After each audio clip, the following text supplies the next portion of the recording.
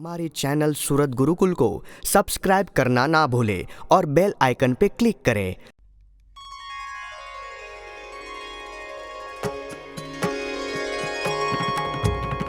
संवत 1882 ने महासुदी त्रिजने दिवस काम शिवरताल मध्ये विराजता सर्वेश श्री लक्ष्मी नारायण नाम दरबारनी आगळे वेदियो पर गादी तकिया લીંબડાના વૃક્ષ તળે પિયાશીજી વિરાજિયા શ્વેત વસ્ત્ર ધરીને કંઠ વિશે ચમેલીના પુષ્પહાર પહેરીને માથે રાતાયતલસનું છત્ર વિરાજમાન સન્મુખ સભામાં બેઠા સંતને હરિજન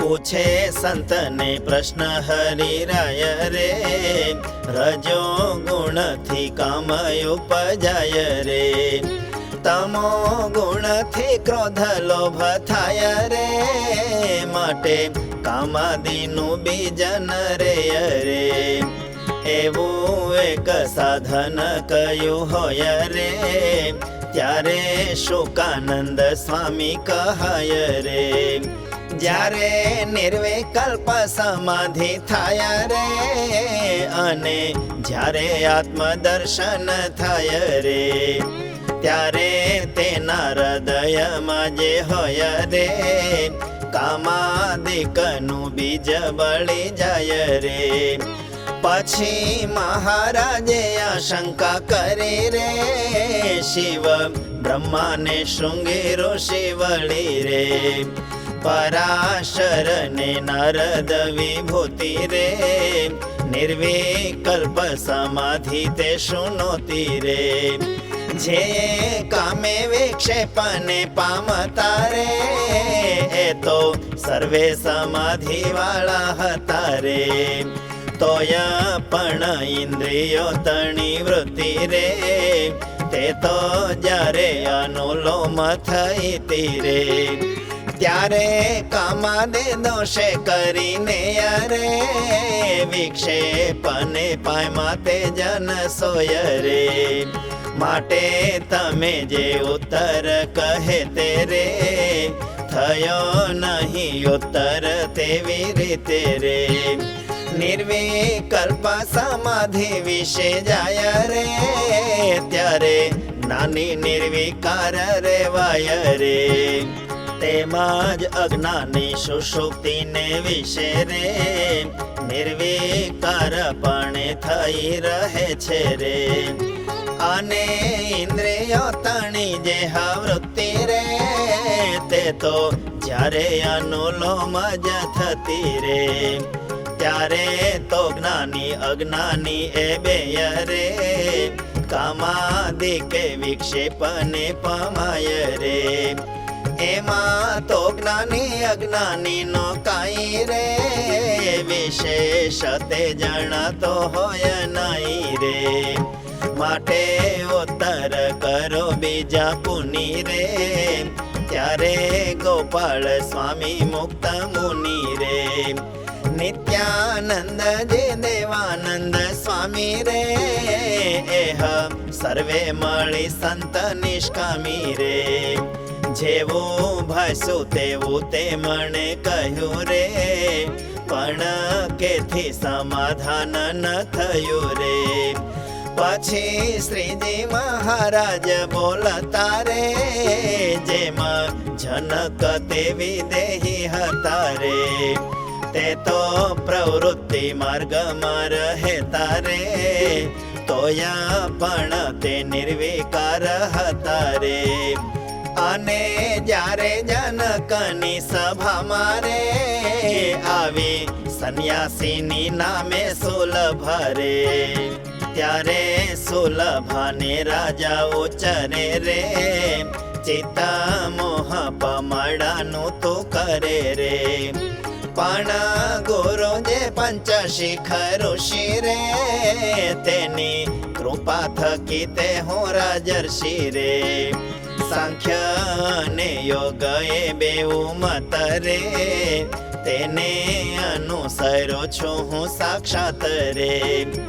અર્ધા શરીરે ચંદન ચર્ચાય રે, અર્ધો તલવારે કરી કપાય રે. મારે માટે તો બરોબર વેય રે, તેયા મારી મિથિલા બળી જાય રે. તોયા મારું બળ તું નથી કાય રે, એવો અસંગી નિર્વિકાર છુય રે. તે તો પ્રવૃત્તિમાં રહ્યો છું તોય રે, એવું જનક સુલભાને કેય રે. અને શુકદેવજી જેવા નાય રે, રાજા જનક ગુરુ કહેવાય રે. માટે નો ઉત્તર એમ હોય રે, વૃત્તિ અનુલોમ પણ વર્તાય રે. અને પ્રવૃત્તિ માર્ગે રહ્યો હોય રે, તોય જનક પેઠે જે નારદય રે. સમજણ દ્રઢતા થઈ હોય રે, કોઈ રીતે વિકાર પામે નય રે.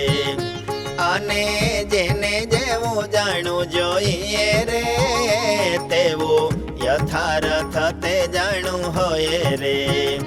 જે આસાર ને આતે છે અસાર રે, પછી પ્રભુ વિનાના જે આકાર રે. તે તો સર્વે અતિ દુઃખદાયક રે, અને જાણે તે નાશવંત છે કરે. નિજ દેહ ઇન્દ્રિયંતઃકરણ રે, તેથી નોખો આત્મા રૂપ જાણ રે. એને એવું કોઈ પદાર્થ નોય રે, મોહ પમાડવા સમર્થ હોય રે. કાજે તો સર્વે માયિક આકાર રે, તેને તુચ્છ કરી જાણે નિર્ધાર રે.